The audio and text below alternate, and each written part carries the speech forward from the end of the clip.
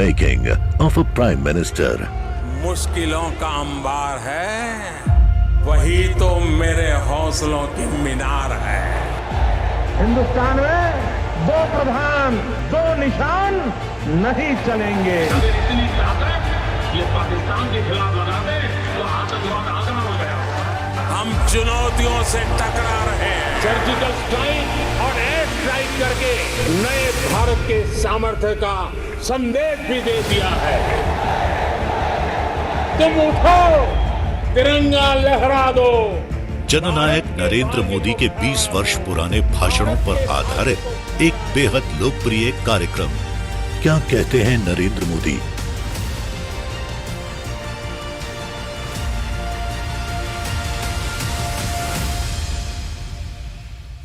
नमस्कार, मैं हूं आपके साथ मीमांसा मलिक। हमारे खास प्रोग्राम क्या कहते हैं नरेंद्र मोदी में आज हम आपको सुनवाएंगे पीएम मोदी का वो ऐतिहासिक भाषण जो उन्होंने 25 दिसंबर 2019 को लखनऊ में दिया।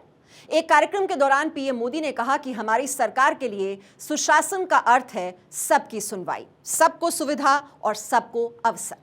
जन औषधि योजना, इससे सस्ती दवाइयां मिल रही है।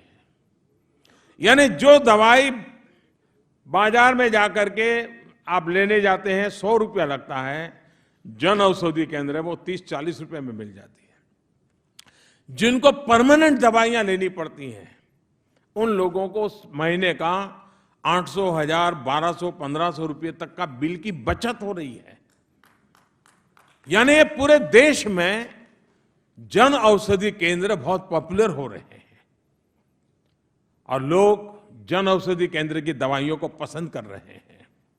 वहीं स्टैंड्स हो, नी कैप्स की कीमतों में भी काफी कमी लाई गई है। साथियों, जैसे जैसे गरीब से गरीब को स्वास्थ्य सेवा उपलब्ध हो रही है, वैसे वैसे हेल्थ केयर की डिमांड भी बढ़ रही है। डिमांड बढ़ रही है तो नए नए अस्पतालों, नए नए क्लिनिक, नए नए नर्सिंग होम बनने का रास्ता खुला है। पिछले 5 वर्षों में रिकॉर्ड संख्या में मेडिकल सीटें बढ़ाई गई हैं। इसी साल पूरे देश में 75 नए मेडिकल कॉलेजों को मंजूरी देने का फैसला किया है। एक प्रकार से ये हर 3 लोकसभा सीटों के बीच एक मेडिकल कॉलेज बनाने के हमारे विजन को आगे बढ़ाने वाला एक सफल प्रयास है और इसका बहुत बड़ा लाभ भी उत्तर प्रदेश को मिल रहा है। बीते 2-3 वर्षों में ही यूपी में 2 दर्जन से ज्यादा मेडिकल कॉलेज स्वीकृत किए जा चुके हैं, जिसमें से अनेक या तो शुरू हो चुके हैं या फिर निर्माण की प्रक्रिया में है। साथियों, सरकार द्वारा महिलाओं और बच्चों के स्वास्थ्य को बेहतर बनाने के लिए मिशन मोड में राष्ट्रीय पोषण अभियान समेत अनेक नए कार्यक्रम चलाए जा रहे हैं। टीबी को भारत से वर्ष 2025 तक पूरी तरह समाप्त करने के लिए भी राष्ट्रीय अभियान चल रहा है।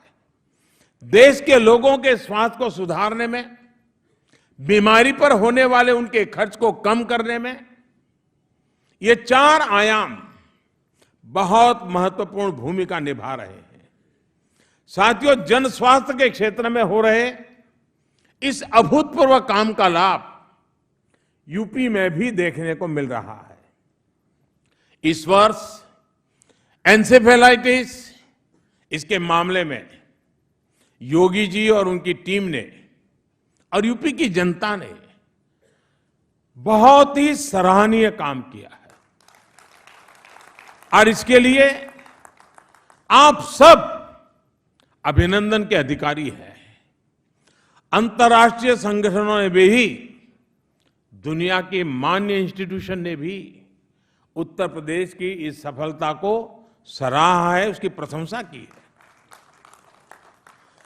स्वच्छता और स्वास्थ्य सुविधाओं को गांव-गांव तक सुलभ कराने का जो अभियान यहां की सरकार ने चलाया है, वो यूपी के लोगों के जीवन को आसान बनाने की दिशा में बड़ा कदम है।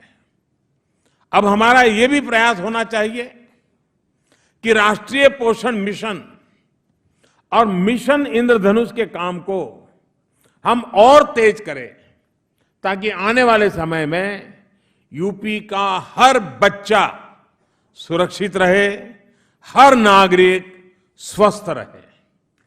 साथियों, आज सुशासन दिवस पर ऐसे समय में जब हम नए वर्ष और नए दशक में प्रवेश करने जा रहे हैं, तब हमें अटल जी की एक और बात अवश्य याद रखनी चाहिए। अटल जी कहते थे कि हर पीढ़ी के भारत के प्रति, भारत की प्रगति में योगदान का मूल्यांकन दो बातों के आधार पर होगा, और ये दोनों मानदंड हर नागरिक के लिए है। हम कोई भी काम करें, उन दोनों मानदंड को हमारे सामने रख करके करें। अटल जी ने हमें जो रास्ता दिखाया है, उन दो में पहला है, हमें जो विरासत में मिली कितनी समस्याओं को हमने सुलझाया है, ये पहला मानदंड है। विरासत में समस्याएं आई हैं, आती हैं, लेकिन हमने जो विरासत में मिली वो कितनी समस्याओं को सुलझाया है। और दूसरा, राष्ट्र के भावी विकास के लिए हमने अपने खुद के प्रयासों से, इनिशिएटिव से कितनी मजबूत नींव रखी है।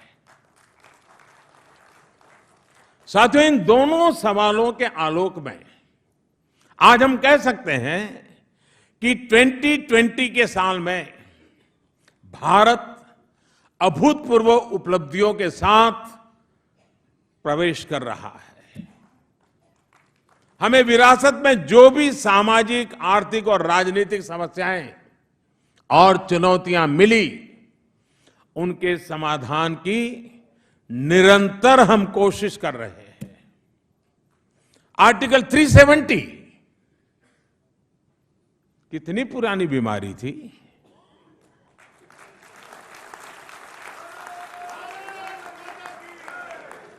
कितनी कठिन लगती थी, हमें विरासत में मिली थी, लेकिन हमारा दायित्व था कि हम ऐसी कठिन से कठिन चुनौतियों को सुलझाने के लिए भरसक प्रयास किए, और हुआ,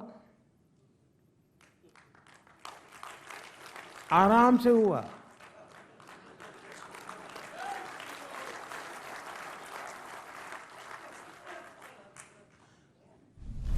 सबकी धारणाएं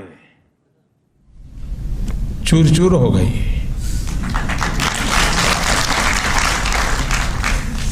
राम जन्मभूमि का इतना पुराना मामला,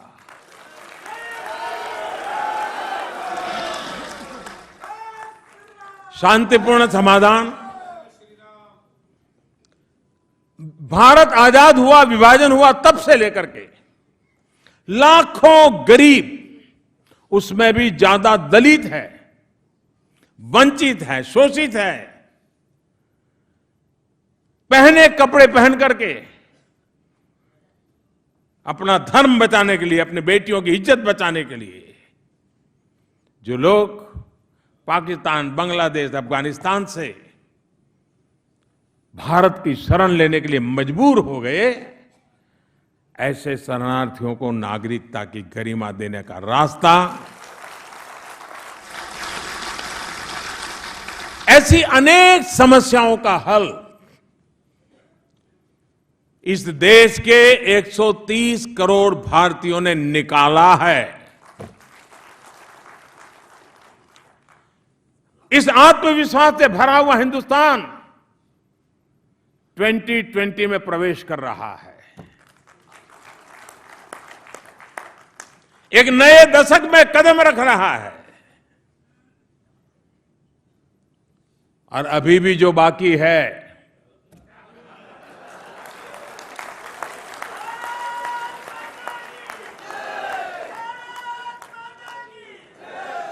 उनके समाधान के लिए भी पूरे सामर्थ्य के साथ हर भारतवासी प्रयास कर रहा है।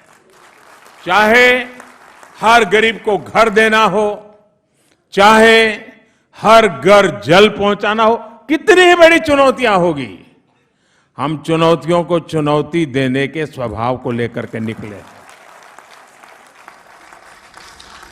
साथियों, 2014 से लेकर 2019 तक के कालखंड में हमने चुनौतियों को चुनौती देने का एक भी मौका छोड़ा नहीं।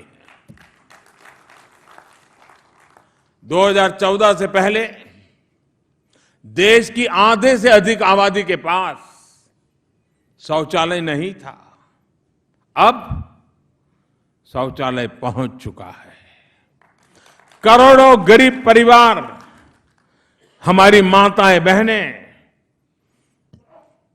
रसोई घर में धुएं में जिंदगी गुजारती थी, अब हर घर तक गैस पहुंच रही है। हजारों गांव, हजारों परिवार अंधेरे में जिंदगी गुजारने के लिए मजबूर थे, अब उनके घर में बिजली पहुंच रही है। आधे से ज्यादा आबादी बैंक से दूर थी, उसके लिए बैंकों के दरवाजे खोले हैं। करोड़ों गरीब परिवार के पास अपना घर नहीं था, करीब 2 करोड़ गरीब परिवारों के घर बन चुके हैं। 2022 तक हर गरीब जो बेघर है उसको अपना पक्का घर देने के लिए काम तेजी से चल रहा है।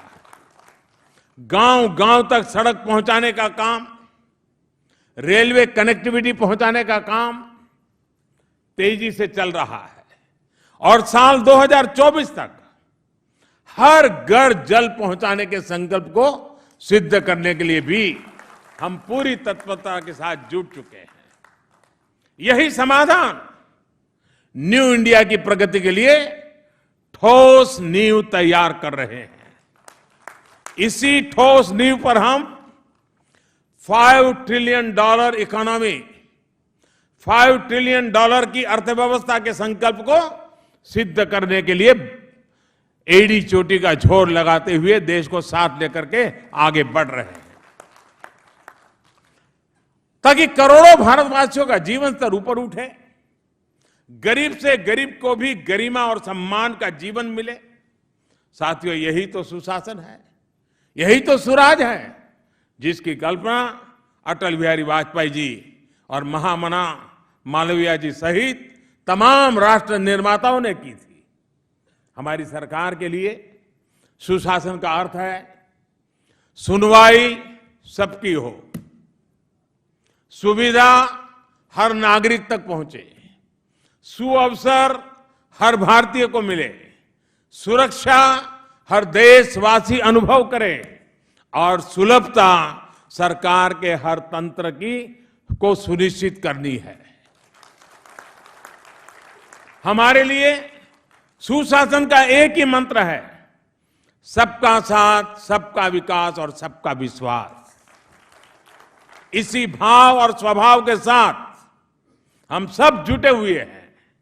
साथियों, हमारा ये निरंतर प्रयास रहा है कि सरकार से सत्ता सुख को निकालकर सेवा के संस्कार गढ़े जाएं।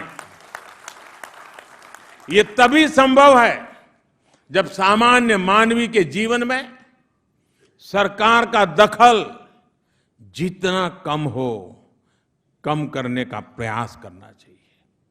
हमारा प्रयास है कि सरकार अटकाने के बजाय, उलझाने के बजाय सुलझाने का माध्यम बने। आप अगर इस सरकार का मूल्यांकन करेंगे तो यही कोशिश हर कदम पर आप महसूस करेंगे।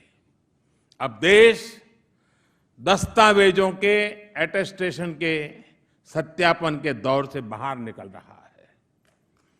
आपने खुद से प्रमाणित कर दिया, खुद जिम्मेदारी ले ली, यही सरकार के लिए काफी है। आज अधिकतर सरकारी सेवाओं को ऑनलाइन कर दिया गया है, डिजिटलीकरण कर दिया गया है। जन्म प्रमाण पत्र से लेकर पेंशन के लिए जरूरी जीवन प्रमाण पत्र तक ज्यादातर सेवाएं ऑनलाइन है। पहले जहां कागजों, दस्तावेजों और सरकारी दफ्तरों के फेर में ही एक सामान्य व्यक्ति फंसा रहता था, अब जीवन बहुत आसान हो रहा है। साथियों, हम सुशासन के उस दौर की तरफ बढ़ रहे हैं जहां जनता को आवेदन की जरूरत न हो, बल्कि सरकार उनके घर जाकर निवेदन करें कि कहीं कुछ समस्या तो नहीं है। आप देखेंगे कि जनहित की जितनी भी योजनाएं आज चल रही हैं, उनमें लाभार्थियों के चयन से लेकर उन तक लाभ पहुंचाने के लिए तकनीक का, डेटा साइंस का भरपूर उपयोग हो रहा है। The making of a Prime Minister. मुश्किलों का अंबार है, वही तो मेरे हौसलों की मीनार है। हिंदुस्तान में दो प्रधान, दो निशान नहीं चलेंगे। इतनी ताकत ये पाकिस्तान के खिलाफ लगा दे तो आतंकवाद आसान हो गया।